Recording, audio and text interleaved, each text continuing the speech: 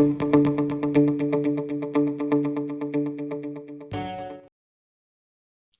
वालेकुम, मैं जवाद अहमद हूँ और हम अपनी नेक्स्ट क्लास के अंदर मौजूद हैं। इस क्लास के अंदर हम डील करेंगे कि सेल रेवेन्यू क्या होता है और उसकी फर्दर डिटेल पढ़ेंगे। चलें आ जाएं स्क्रीन पर। सेल, सिंपल सेल भी बोला जाता है और सेल रेवेन्यू भी कहा जाता है। सेल से आने वाला रेवेन्यू। सेल क्या होता है? कोई भी प्रोडक्ट या कोई भी चीज़ बेचकर जब आपके पास पैसे आते हैं, उसे हम क्या कहते हैं? सेल कहते हैं। सेल के अंदर मेनली ये होता है कि जो चीज़ें आपने अपने बिजनेस एंटिटी के अंदर बेचने के लिए रखी हुई हैं, उन चीज़ों को बेचकर जो पैसे आते हैं, वो आपकी सेल्स कहलाते हैं। ये हमेशा इनमें एक बात याद रखें आप कि सेल हमेशा जो आपकी ऑन गोइंग प्रोडक्ट है, उसको बेचने से जो पैसे आते हैं, उसे सेल कहा जाएगा। जो नॉन रूटीन ऑपरेशन है, उन चीज़ों को अगर बेच के पैसे आ रहे हैं, तो आपकी सेल नहीं कहलाएंगी। तो जो चीज़ें आपने अपनी दुकान पर रूटीन में बेचने के लिए रखी हुई हैं, उन चीज़ों को, रूटीन की चीज़ों को बेचकर जो पैसे आएँगे, उसे हम कहेंगे सेल या सेल रेवेन्यू कहा जाएगा। दोनों का सेम मतलब है। बेचने के अंदर, सेल के अंदर आप 2 तरह की चीज़ें कस्टमर को बेच रहे होते हैं। एक तो ये होता है आप अपनी कोई ना कोई रूटीन की प्रोडक्ट बेच रहे होते हैं या फिर अपनी सर्विसेज दे रहे होते हैं, कोई ना कोई काम करके उसे दे रहे होते हैं। तो क्या मतलब हुआ? सेल जो है, चीज़ों को बेचने से जो पैसे आते हैं, वो हमें 2 तरह से आ सकते हैं। या तो अपनी ऑन गोइंग प्रोडक्ट्स को बेचकर पैसे आते हैं या फिर हम अपने कस्टमर्स को सर्विसेज देते हैं। अगर हम दोनों को देखते हैं, प्रोडक्ट बेस्ड सेल को भी और सर्विस ओरिएंटेड सेल को भी। हाँ जी, पहले है sale of product.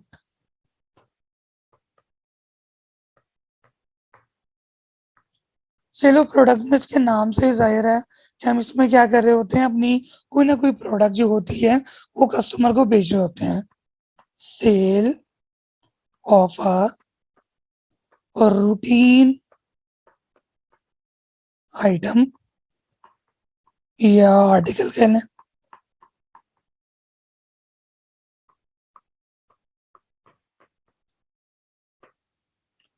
Is called sale of the product.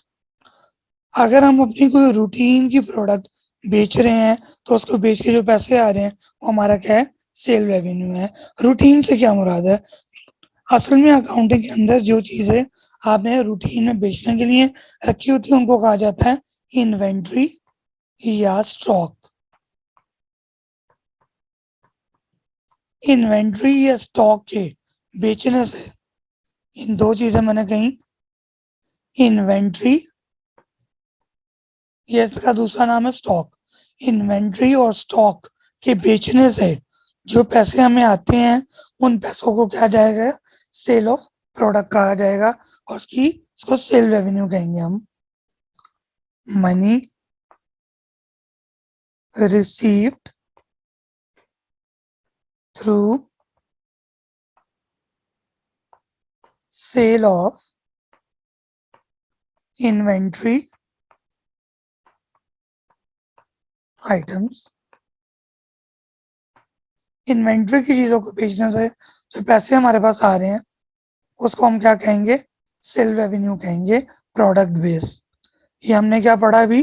अभी हमने पढ़ा है प्रोडक्ट बेस सेल रेवेन्यू। यानी प्रोडक्ट को बेच के जो सेल रेवेन्यू आया हमारे पास। फॉर एग्जांपल, हमारा पेट्रोल बिजनेस है।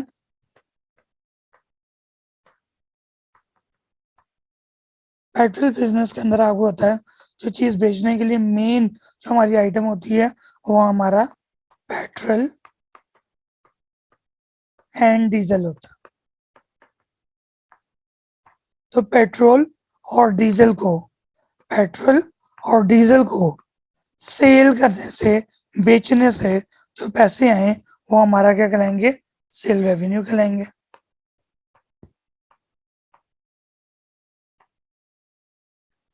इसी तरह फॉर एग्जाम्पल अगर हमारा कोई ग्रोसरी स्टोर है,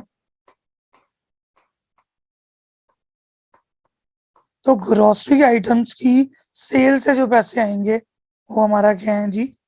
सेल रेवेन्यू है। ठीक है, हमने अभी डील कर लिया प्रोडक्ट बेस सेल रेवेन्यू। दूसरा हमें सेल रेवेन्यू हासिल होता है सर्विसेज देने पर। कुछ इस तरह के बिजनेसेस हैं जो कि असल में चीज तो नहीं बेचते, लेकिन हम सर्विसेज देते हैं दूसरे को, तो उनसे जो रेवेन्यू आता है उसे कहते हैं सर्विस बेस रेवेन्यू। यही सर्विसेज को देने से आने वाला रेवेन्यू। फॉर एग्जाम्पल मैं एक होम ट्यूटर हूँ, मिस्टर ए एक होम ट्यूटर है, वो अपने स्टूडेंट्स को होम ट्यूशन सर्विसेज देते हैं। असल में क्या दे रहे हैं? वो स्टूडेंट्स को अपनी सर्विसेज दे रहे हैं, अपनी एक्सपर्टीज उनको कुछ वक्त के लिए देते हैं। तो असल में ये क्या हो रहा है जी? प्रोडक्ट बेचने के बजाय अपनी सर्विसेज स्टूडेंट्स को दे रहा है। तो स्टूडेंट इसके बदले में क्या दे रहे होंगे जी? मिस्टर ए को ट्यूशन फीस दे रहे होंगे। तो ये ट्यूशन फीस मिस्टर ए के लिए क्या है जी? सेल रेवेन्यू है। तो हमने मेनली बात पढ़ी कि सेल रेवेन्यू हमें दो तरह से हासिल होता है, अपनी प्रोडक्ट्स को बेचकर या अपनी सर्विसेज को प्रोवाइड करके या रेंडर करके। प्रोवाइड करने का भी सेम मतलब है और रेंडर करना भी सेम मतलब है, रेंडर्ड। तो हम डेफिनेशन पढ़ लेते हैं। Sale revenue is the amount received या अर्नड। असल में देखिए, यहाँ आती है मेन कॉन्सेप्ट की बात, ये भी हम नीचे जाके पढ़ेंगे यहाँ पर कि यहाँ रिसीव क्यों नहीं आया। तो सेल रेवेन्यू का जी अमाउंट अर्नड, हमने कमा ली है बाय सेलिंग गुड्स, या तो अपनी गुड्स को बेचकर या रेंडरिंग ऑफ सर्विसेज, या अपनी सर्विसेज आपने दी है किसको? कस्टमर को। For example sale of petrol to the customer, customer को आपने पेट्रोल या डीजल बेच दिया। होम ट्यूशन सर्विसेज प्रोवाइड कर दी सरजवाद ने स्टूडेंट्स को। अब दूसरी बात यहाँ पैदा होती है कि सेल को कब रिकॉर्ड करना चाहिए?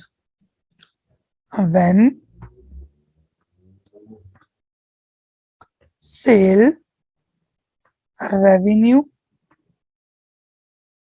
शुड बी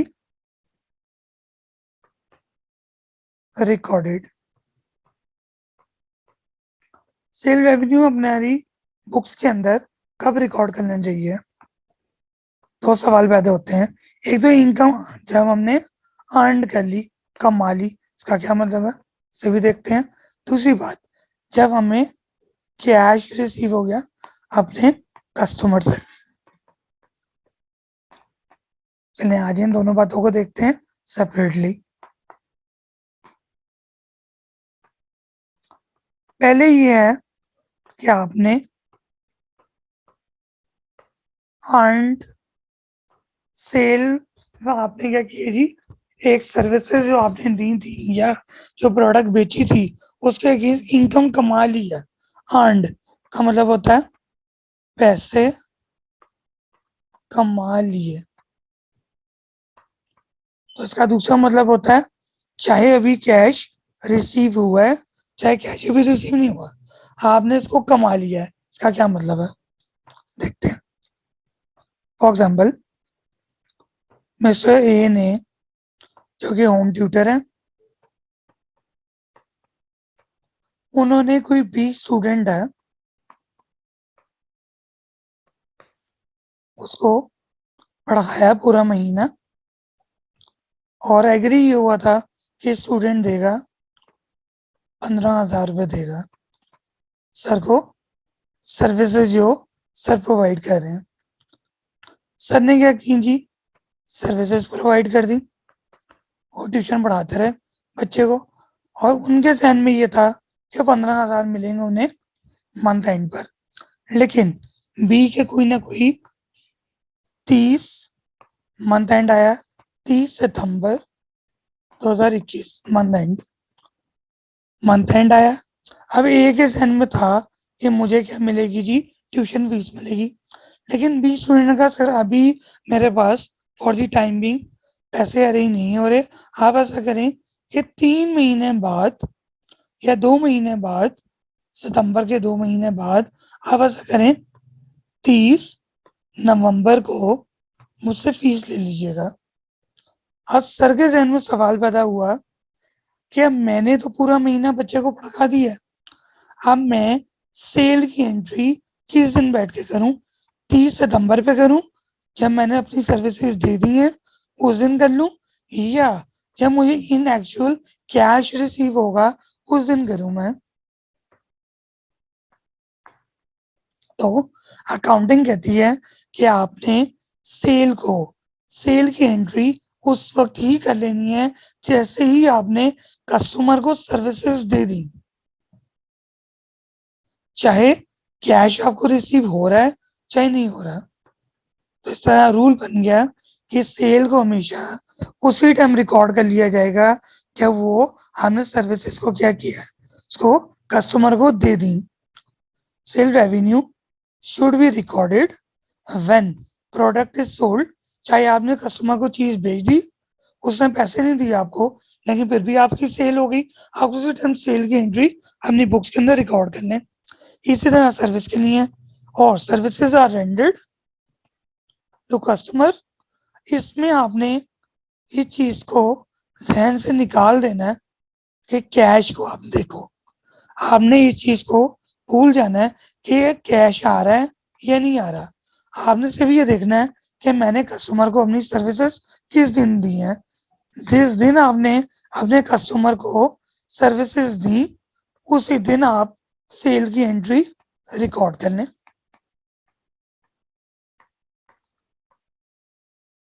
आपने वेट ही नहीं करना चाहिए इसका कि कस्टमर आपको कैश दे रहा है या नहीं दे रहा। तो बस हम अपनी बुक्स के अंदर 30 सितंबर 2021 के दिन एंट्री पोस्ट कर देंगे सेल की, जब आएगा कैश तब की तब देखेंगे। सेल की एंट्री जो है वो उसी दिन रिकॉर्ड हो जाएगी जिस दिन आपने कस्टमर को सर्विसेज दे दी हैं। अब बस एक दफा दोबारा पढ़ लेते हैं। सेल रेवेन्यू क्या होती है जी, अमाउंट अर्नड नॉट कैश या रिसीव, अमाउंट अर्नड, अमाउंट कमा ली है चाहे रिसीव की है या नहीं की, रिसीव्ड और not, amount earned by selling goods और रेंडरिंग सर्विसेज टू कस्टमर, वो पैसे जो चीज को बेचकर या अपनी सर्विसेज देकर हासिल होते हैं, उन पैसों को क्या कहते हैं जी, ये हमने सेल रेवेन्यू कमा लिया। Sale of, for example, sale of petrol to the customers, providing home tuition services to the students.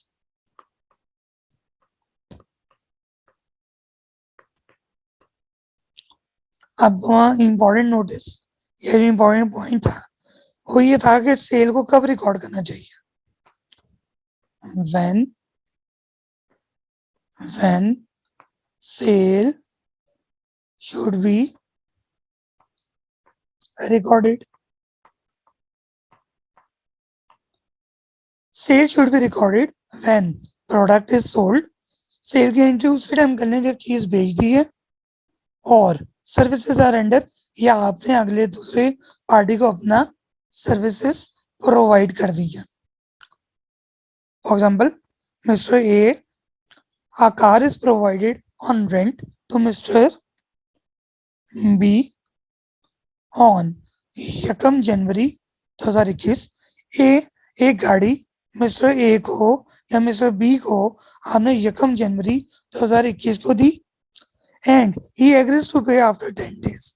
उसने वादा किया कि जवाब भी आप ऐसा करें 10 दिन बाद पैसे ले लीजिएगा। अब सवाल पैदा होता है कैश तो आना है 10 दिन बाद, लेकिन मैंने गाड़ी बी को दे दी थी 1 जनवरी 2021 को।